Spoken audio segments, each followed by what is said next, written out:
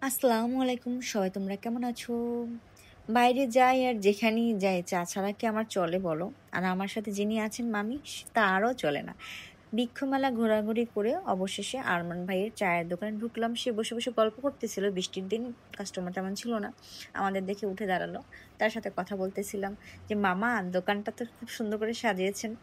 মানে ওই যে মানি মানি ট্রি না মানি প্লান্ট যাই হোক ওই গাছগুলোতে বেশ ভালো লাগতেছিল। কিন্তু এই একেকটা গাছের দাম বৃক্ষমেলায় প্রচুর। ৩০০ ৩৫০ কিন্তু এই গাছের দাম ৳১০০ উপরে একটুকু না। সে অনেক আগে লাগিয়েছে। সুন্দর করে টবে ঝুলিয়ে খুব সুন্দর লাগতেছিল আমার কাছে। আমি এবার ধরতেছিলাম, ছবি তুলতেছিলাম, ক্লিপ নিতেছিলাম। আর মামার সাথে যেন কি কথা বলতেছিলাম। চাটা এমন, এমন করে বানিয়েন। চিনি কম, দুধ বেশি, চা পাতা বেশি আমাদের মতো করে। মামি আবার একটু লিকার বেশি খায়। সে লিকার বেশি দিয়ে বানিয়ে দিল আমাদের সেই কাঙ্ক্ষিত মজাদার ২ কাপ চা।